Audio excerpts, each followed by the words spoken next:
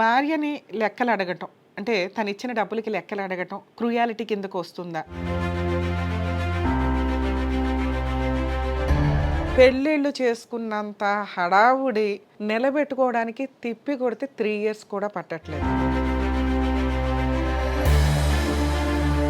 అతని సంపాదన భార్యకి ఇచ్చినప్పుడు భార్యని లెక్కలు అడిగే హక్కు మన కల్చర్‌లో మ్యారిటల్ రిలేషన్ అనేది అబ్బాయికి ఎంత అవసరమో, అమ్మాయికి ఎంత అవసరం అనేది ఈక్వలే. సుప్రీం కోర్ట్ ఇచ్చిన జడ్జిమెంట్‌ని తీసుకొచ్చి మీ కేసుల్లో కలిపేసుకోకండి. ఎందుకంటే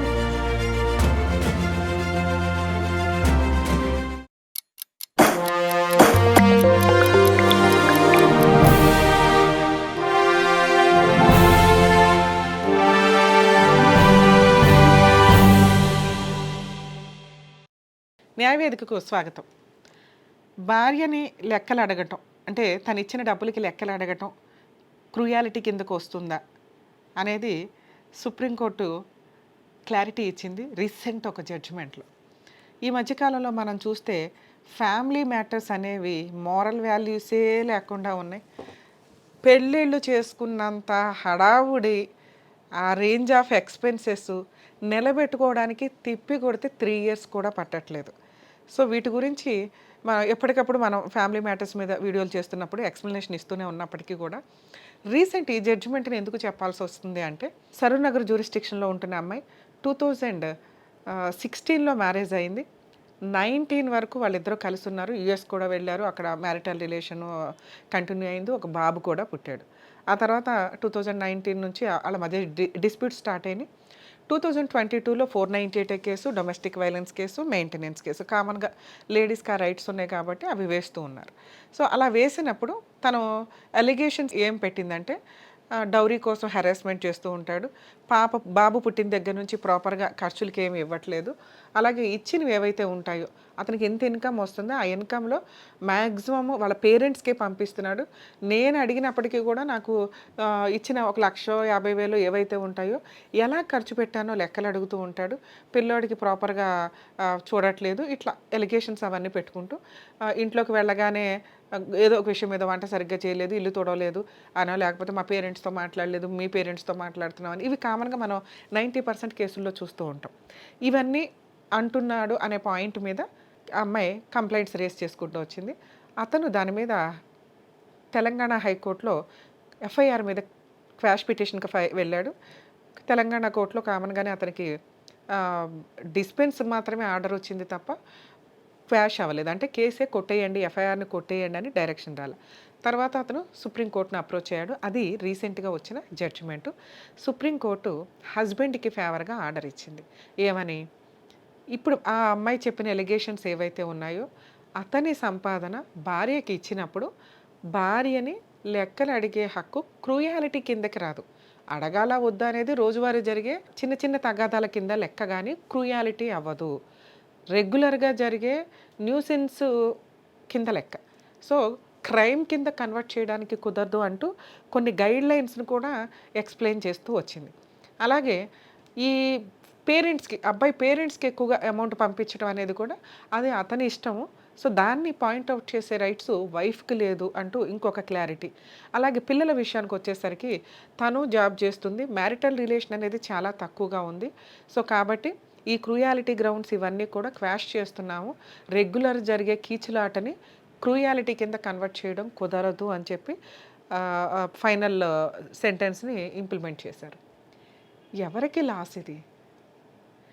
ఎన్నో కష్టాలు పడితే లేడీసు కిరసనాయిల్లు, గ్యాస్ సిలిండర్లు, అడిషనల్ డౌరీకి ఒక యానిమల్ కంటే దారుణంగా చూసిన జనరేషన్ నుంచి చదువుకొని జాబులు చేసుకుంటూ మంచిగా ఇలా నుంచోగలిగే ఒక కెపాసిటీకి ఈ జనరేషన్ కొంత కన్వర్ట్ అవుతూ వచ్చింది.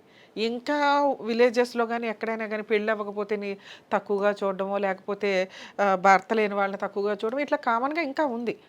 కానీ మనం ఉంటున్న సమాజం బెటర్ సమాజం అనే అనుకోవాలి.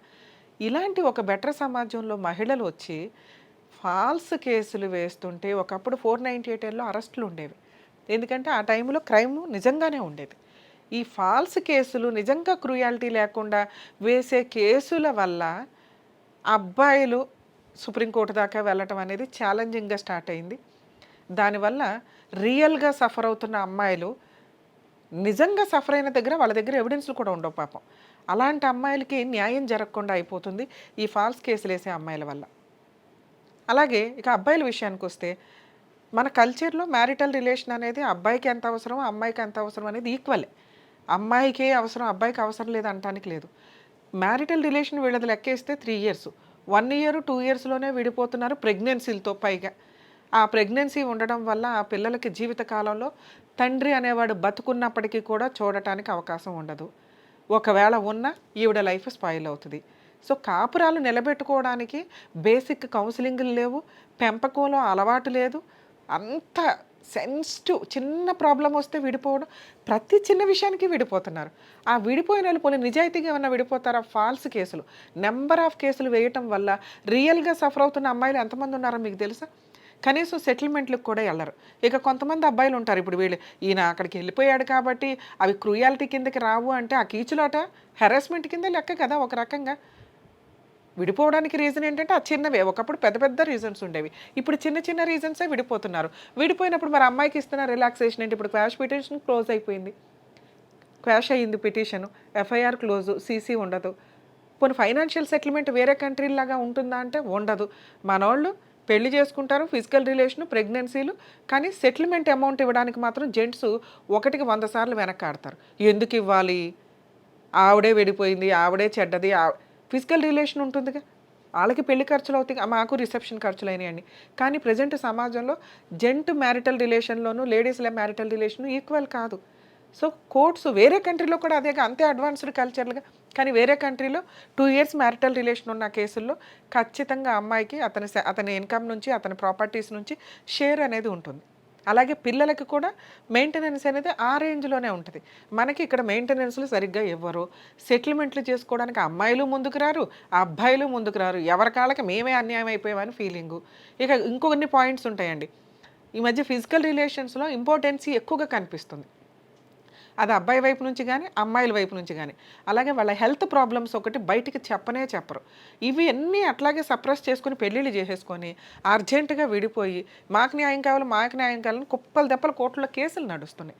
దీనివల్ల పుట్టిన పిల్లలు సఫర్ అవుతున్నారు. పెళ్లి చేసుకుంటే ముందుగా మొహమాటం లేకుండా హెల్త్కి సంబంధించిన సర్టిఫికెట్లు ఒకటి ఎంక్వైరీ చేసుకోండి, ఫైనాన్షియల్ బ్యాక్గ్రౌండ్ ఎంక్వైరీ చేసుకోండి. అలాగే వీళ్ళకి శాలరీలకి సంబంధించి ఎవరి పాత్ర ఎంత. ఇందులో మళ్ళీ ఇంకొక పాయింట్, ఆ అమ్మాయి శాలరీ జాబ్ చేస్తుంటే కనుక తనకు ఒక ₹1,00,000 వస్తే నువ్వు 50 ఇవ్వు, నేను 50 ఇస్తాను, నేను ఇద్దరం కలిపి ప్రాపర్టీ కొందామంటే ఆ అమ్మాయి నీకు రూమ్ మెట్టా? మన ఆలోచన విధానం ఎట్లా అంటే అబ్బాయే పోషించాల, అబ్బాయే మెయింటైన్ చేయాలి ఇంటిని, అబ్బాయే భార్యకి అన్నీ కొనాలి, భార్య వేరే చోట ప్రాపర్టీలు కొనుక్కోవడమో గోల్డ్ కొనుక్కోవడమో ఏదో చేస్తూ ఉంటుంది. మరి అబ్బాయిల పరిస్థితి ఏంటి? నువ్వు జాబ్ చేస్తూ నా ఇంట్లో ఉండి నా తిండి తింటూ నువ్వు జాబ్ చేసుకుని నువ్వు ఇన్కమ్ జనరేట్ చేసుకుంటుంటే నిన్ను నేను పోషించాలా. ఇక్కడే తగాదాలు అవుతాయి ఇద్దరు జాబ్ చేసే కేసుల్లో. ఇది ముందు మాట్లాడుకోండి, ఏం చెయ్యాలి ఏంటి అని. నచ్చితేనే పెళ్ళిళ్ళు చేసుకోండి. లేదా అమ్మాయి నువ్వు వచ్చిన తర్వాత నీ శాలరీ నాకు ఇవ్వట్లేదు కాబట్టి నీ శాలరీ మాకు అవసరం లేదు, నువ్వు జాబ్ మానేయంటే అది కూడా డిస్ప్యూటే. జాబ్ చేసే అమ్మాయిని ఫోర్స్ఫుల్గా జాబ్ మానేయమంటే క్రూయాలిటీ. మళ్ళీ ఈ సుప్రీంకోర్టు ఒక్కొక్కసారి ఒక్కొక్క బాంబు పేలుస్తూ ఉంటారు. అసలు బేసిక్ ఏ ఆలోచనతో చేస్తారనేది తెలియదు. ఒకటి. 2, ఇప్పుడు ఈ జడ్జిమెంట్ వచ్చినాక ప్రతి ఒక్కళ్ళు ఏమనుకుంటారంటే ఆహా ఫాల్స్ కేసులు ఇక రెగ్యులర్గా జరిగే వాటిని కీచలాట కింద మాట్లాడతారు తప్ప క్రూయాలిటీ కింద మాట్లాడరంటే మాట్లాడతారు. Each case different. సుప్రీంకోర్టు ఇచ్చిన జడ్జిమెంట్ని తీసుకొచ్చి మీ కేసుల్లో కలిపేసుకోకండి. ఎందుకంటే మీ కేసుల్లో ఇంకా చాలా రీజన్స్ ఉండుంటాయి. ఈ అమ్మాయి ఫేక్ కేసేమో, అన్ని కేసులు ఫేక్ కేసులు కాదు. ఆడపిల్లలు సఫర్ అవుతున్న వాళ్ళు బోల్డ్ మంది ఉన్నారు, మగపిల్లలు సఫర్ అవుతున్నారు, దానికి డబల్ ఉన్నారు. నిజం. బేసిక్ ఆలోచించండి. మ్యారేజ్ హడావిడిగా చేసుకుంటారు, వద్దు. అలాగే బిఫోర్ మ్యారేజ్ ఈ రోజున మనం 7th క్లాస్ పిల్లల్ని చూస్తుంటే కూడా లవర్స్ ఉంటున్నారు.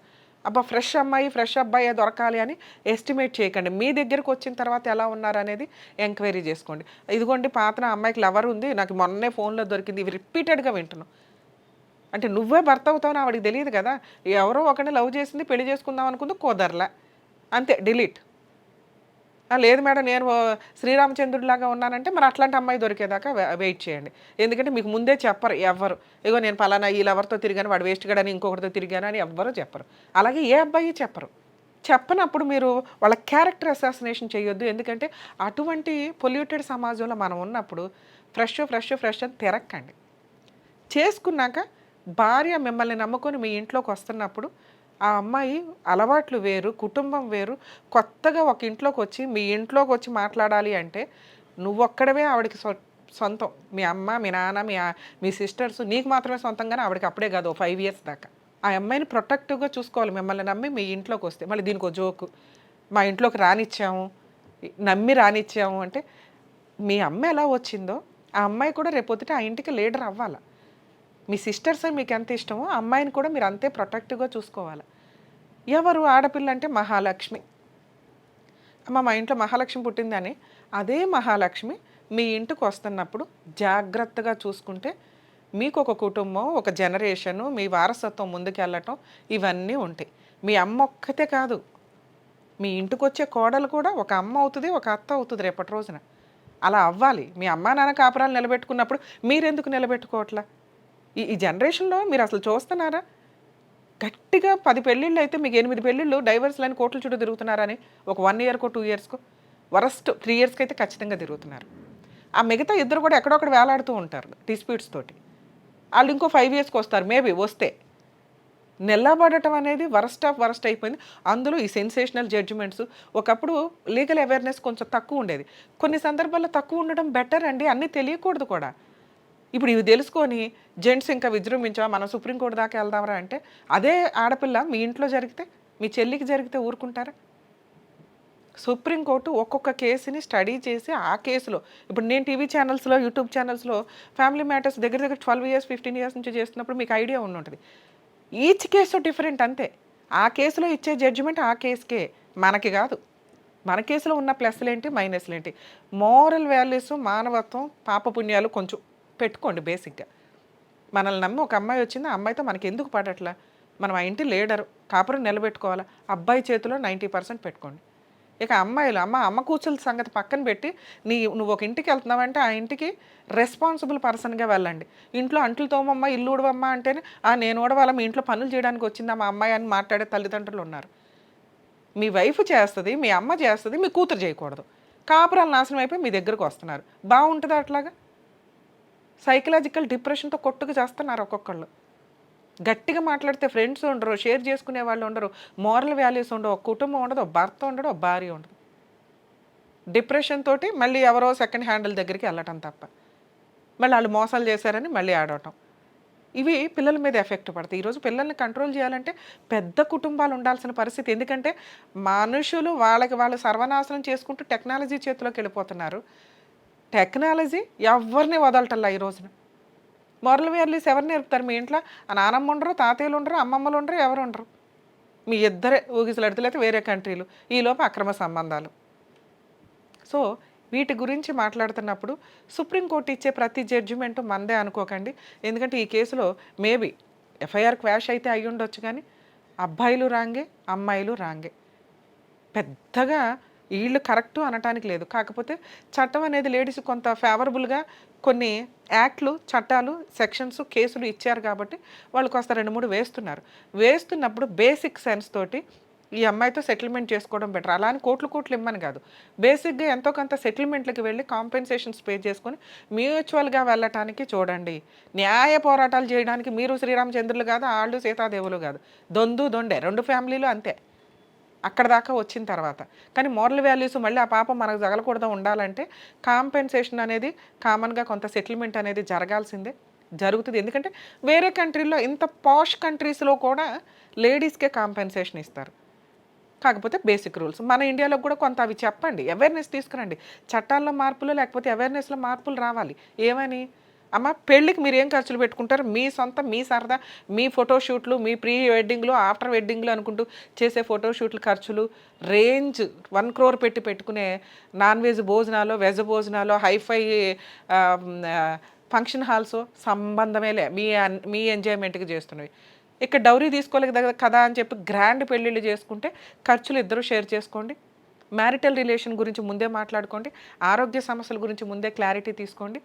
రేపటి రోజున వచ్చే ఫైనాన్షియల్ ఇన్‌కమ్‌ని ఎలా షేర్ చేసుకోవాలో చూసుకోండి. పేరెంట్స్ ఇన్వాల్వ్‌మెంట్ ఎంత ఉంటే బెటరో మీ ఇద్దరు కాపురం నిలబెట్టుకోవడానికి చూడండి. ఒకవేళ విడిపోవాల్సి వస్తే బేసిక్‌గా జెంట్స్ కొంత కాంపెన్సేషన్ ఇచ్చి ఈ కోర్టుల చుట్టూ తిరగడం కంటే కోర్టు యొక్క వాల్యుబుల్ టైం నిజంగా సఫర్ అవుతున్న వాళ్ళకి ఆ కోర్టు యొక్క వాల్యుబుల్ టైం చాలా అవసరం. మీరెళ్లి మిస్‌యూజ్ చేస్తూ టైం వేస్ట్ చేస్తూ చేయకండి. సెటిల్‌మెంట్‌లకి ఎళ్ళండి. అలాగే అమ్మాయిలు మీరు పెట్టిన పెళ్లి ఖర్చులు గోడకేసిన సున్నాలంతా వసూలు చేసి పెట్టడం ఏ లాయర్ వల్ల కాదు. చెప్పినా నమ్మకండి. ఎంత ఇవ్వాలో అంతే ఇవ్వగలరు ఎవరైనా. మీరు కోట్ల కోట్లు అడిగితే ఇవ్వడానికే అక్కడ మన అన్నకి అట్లా జరిగితే మనం ఇస్తామా? మీరు వెంటనే అపోజిట్ పార్టీలో కూర్చొని మీరు ఆలోచిస్తే 90% మీకు లీగాలిటీ అర్థమైపోద్ది. ఏం చేయాలో కూడా అర్థమైపోద్ది. పిల్లలున్న కేసుల్లో కాంపెన్సేషన్ కొంత ఎక్కువ ఇవ్వడానికి జెంట్స్ ముందుకొస్తే ప్రాబ్లమ్ వాల్యుబుల్ టైం తిప్పి కొడితే 10 ఏళ్ళు కోర్టులో ఎగిరిపోతే మీ యొక్క వాల్యుబుల్ ఏజ్ ఎగిరిపోద్దన్న సంగతి మీకు తెలుస్తుందా? ఓ 3 ఇయర్స్ ఇన్‌కమ్ మీది కాదు ఇవ్వాలా. లేదు మేడం మాకు ఇంత ఉంది. ఇంతలో ఇంత. ఇంతే ఇవ్వగలరు. అది నిజాయితీగా మీరు ఎంతవరకు ఉన్నారో అది ఇవ్వడానికి ఆఫర్ చూడండి. అది ఒప్పుకోకపోతే ఆ అమ్మాయి పాపం ఇంక. కోట్లు కోట్లు అడిగేసి నా జీవితమే నాశనం అయిపోయిందంటే కోర్టుల్లో వీళ్ళకి న్యాయాలు చేయలేక డేట్లు ఇచ్చుకుంటూ తిరుగుతూ ఉంటుంటే నిజంగా సఫర్ అవుతున్న నిజంగా ఇంపార్టెంట్ కేసులు ఏవైతే ఉన్నాయో అవి కూడా డేట్లు పడుతూ ఉన్నాయి. సో దయచేసి సుప్రీంకోర్టులో వచ్చే జడ్జిమెంట్స్ అన్నీ మనకే అనుకుని హడావిడి పడకండి. అలాగే ఈచ్ కేసు యొక్క జడ్జిమెంట్ కానీ క్రూయాలిటీ కానీ ఆ విషయం అనేది డిఫరెంట్గా ఉంటుంది. ఇక్కడికి వచ్చేసరికి సెటిల్మెంట్లు ఫ్యామిలీ మ్యాటర్స్లో ఇద్దరూ బాధితులే. సో సెటిల్మెంట్లకి వెళ్ళటం అనేది బెటర్ ఆప్షన్ అనేది నా ఉద్దేశం.